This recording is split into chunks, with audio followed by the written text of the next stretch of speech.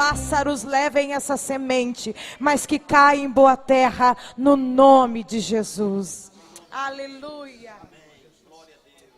Saúde os irmãos com a paz do Senhor. Pode se assentar, meus amados irmãos. Louvado seja o nome do Senhor. Glória a Deus. Eu estava louvando esse hino, falou grandemente na minha alma, né? E Deus tem falado tão grandemente conosco, né, nos últimos tempos. Palavras tão profundas, que vai no profundo da nossa alma, confronta mesmo. Faz a gente sair daquela zona de conforto que a gente vive, de uma vida autossuficiente.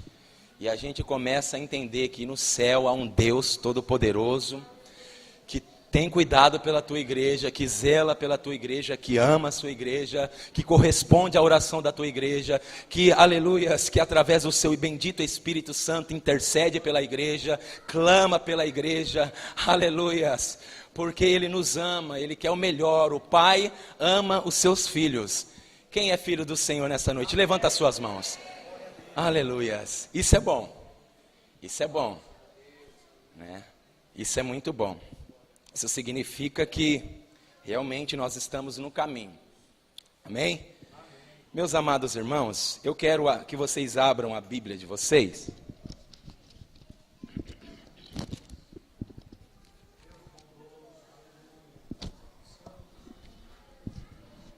Abram sua Bíblia em 1 João, capítulo 3. Eu vou lendo alguns versos, do 1 ao 3, depois eu vou chegar,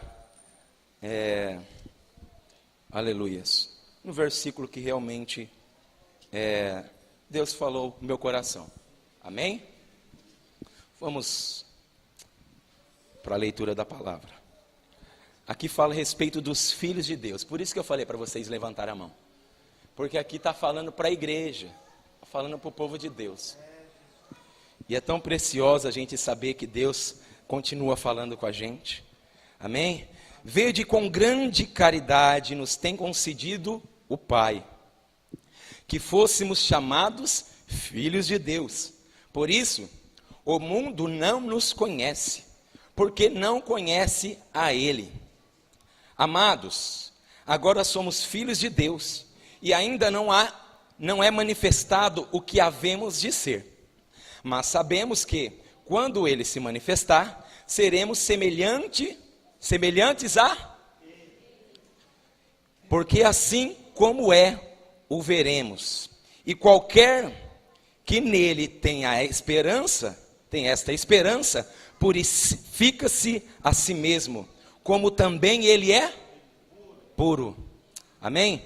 E no verso 9: qualquer que é nascido de Deus não comete pecado, porque a sua semente permanece nele, e não pode pecar, porque é nascido de quem, igreja? É nascido de Deus. Meus amados irmãos, Deus, em oração, contínua, Deus tem falado aos nossos corações, e a palavra do Senhor, ela tem, de certa forma, nos ministros que vêm dispensar a palavra para a igreja, as palavras estão sendo de concordância, como as palavras de sexta e sábado. Muitas coisas confrontaram os nossos corações, fizeram a gente sair do nosso lugar, sair de uma vida de conforto, uma vida em que a gente imagina que o evangelho é só maravilhas, é mar de rosas, mas o evangelho, meus amados irmãos, também tem muitos espinhos. Tem muitos espinhos, meus amados. O evangelho tem dor, tem sofrimento. O evangelho tem que suportar uns aos outros. O evangelho de Cristo, ele também confronta as nossas vidas, para nós sairmos de uma vida conformada, para aí nós irmos na dependência, na verdade, na vontade de Deus. E essa palavra Deus tem colocado no meu coração. Eu vou ler novamente os 3 primeiros versos aqui.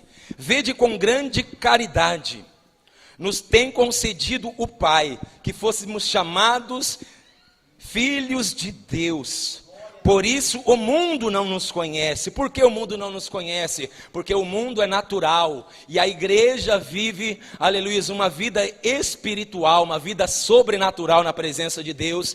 Então o mundo não compreende as coisas, né? O mundo não nos suporta. O mundo não nos suporta. Aqueles que vivem em uma vida de agradando o mundo, eles não conseguem suportar a igreja do Senhor, porque a igreja do Senhor, ela é separada, ela é santa, ela é obediente, a igreja sabe aonde foi colocada. E é interessante, meus amados irmãos, que aqui o Senhor chama nós de filhinhos, né? Mas o que me chama a atenção aqui, que isso pode confrontar os nossos corações. Pode confrontar os nossos corações, porque a gente pode estar vivendo equivocadamente na presença de Deus, em acharmos que nós somos o santinho do pau oco, em acharmos que em nós não há pecado, em acharmos que nós, aleluias, nós estamos vivendo num corpo incorruptível. Não, meu amado irmão. A Bíblia fala ainda será manifestado, aleluias, aquele que há de vir, aquele que vive e reina, aquele que é poderoso, aquele que é glorioso, aquele que é maravilhoso, aquele que vai transformar o nosso corpo corruptível em um corpo incorruptível. E esta mensagem me chama a atenção, porque a Bíblia fala assim, que qualquer que é nascido de Deus não comete pecado, porque a sua semente permanece nele, e não pode pecar, porque é nascido de Deus. Que semente é essa, meus amados irmãos? A palavra de Deus está em nós, a presença de Deus está em nós. As manifestações na carne já não tem mais vez com a igreja lavada e remida pelo sangue de Jesus. Por quê? Porque ela foi nascida, ela vive um novo, uma pessoa nova, convertida, uma pessoa regenerada, uma pessoa separada. A Bíblia fala que nós somos santos. Mas você acabou de falar, Fabiano, você acabou de falar que a gente não é um santinho do pau oco. A Bíblia fala que nós fomos separados para um propósito. Qual que é o propósito? Servir a Deus com excelência, com prazer, com alegria, com gozo na alma, ganhar almas, aleluia, levar o evangelho com poder e autoridade, e perseverar na fé, ter esperança na vinda daquele que deixou bem claro, aleluias, que não nos deixaria órfão, mas estaria conosco todos os dias da nossa vida. E ainda ele disse, mas eu vou e voltarei, aleluias. E aqui, meus amados irmãos, ele deixa o seu Espírito Santo, e ele também dá uma promessa a nós, que ele virá buscar uma igreja santa, uma igreja separada, uma igreja adornada. Quem que adorna a igreja? O Espírito Santo. O Espírito Santo vai moldando o nosso caráter, o Espírito Santo vai nos tornando uma pessoa à semelhança de Cristo, à semelhança do seu caráter. Aí o nosso caráter incorruptível que vivíamos no mundo, já não tem mais vez dentro de nós, porque a essência de Deus está infiltrada na nossa alma. De certa forma, nós faremos aquilo que agradam a Deus pela sua bendita palavra, porque o Espírito Santo usa aquilo que tem dentro de nós. O que tem dentro de nós? A semente de Deus. A semente de Deus faz nós andarmos em luz e não vivermos em trevas. Então a igreja, ela não pode viver na prática do pecado. Pecar é uma coisa, prática de pecado é outra, meu irmão. Qualquer que é nascido de Deus. Aí você me fala, aí eu vou aqui, ó. Eu volto nos versículos aqui para você compreender. Se dissermos que não temos pecado, a Bíblia fala, nós somos mentirosos. Nós estamos mentindo para nós mesmos. A Bíblia deixa bem claro. E é interessante, meus amados irmãos, que às vezes a gente vive uma vida tão acomodada que a gente vai deixando coisas infiltrando coisas dentro do nosso coração, no nosso dia a dia, talvez no seu trabalho, talvez na escola, na faculdade, talvez na roda de escarnecedores. Opa, escarnecedores? Como assim, Fabiano? Se você está falando de escarnecedor, você está entrando em Salmos 1? Opa, vamos para Salmos 1? Vamos para Salmos 1?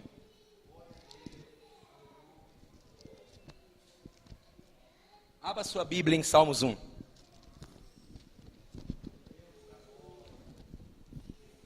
Bem-aventurado o varão que não anda segundo o conselho dos ímpios, nem se detém no caminho dos pecadores, nem se assenta na roda dos escarnecedores.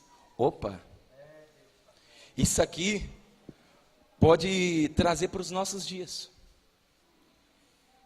Impiedade, meu irmão, sabe o que é impiedade? É uma pessoa que trata as pessoas de forma cruel. Uma pessoa que, de certa forma, despreza as coisas de Deus. Uma pessoa que não crê naquilo que o Senhor fez. Uma pessoa que não aceita as condições que a qual o Senhor na cruz fez por amor a nós. Uma pessoa ímpia, meus amados irmãos, aí vai pegar conosco. Uma pessoa ímpia é uma pessoa que trata de impiedade para com o próximo. Aí entra pecado aqui. Aí entra pecado, aí entra coisa dentro da igreja. Porque quem não ama o teu próximo comete pecado, está fazendo com que seja a sua vida, tratando de uma vida impiedosa na presença de Deus. Uma vida que você não se dedica para as almas. Uma vida que você sabe que tem uma pessoa que tem necessidade e você não ajuda. Você está tratando de impiedade. Você está dentro da igreja e está sendo ímpio. Ímpio dentro da igreja. Aí, fala a respeito dos pecadores. Aí eu posso entrar aqui para esse contexto que eu disse para vocês. Porque a Bíblia fala que quem é nascido de Deus não comete pecado, não é verdade? Sim ou não, igreja? Mas o que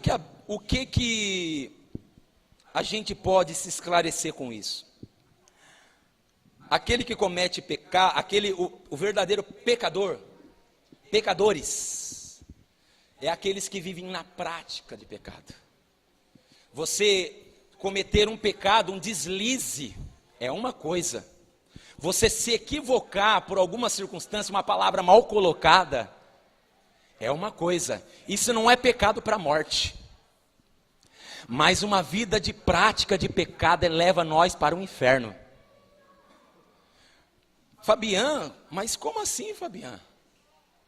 O que é viver uma prática de pecado, meus amados irmãos? Vou dar um exemplo.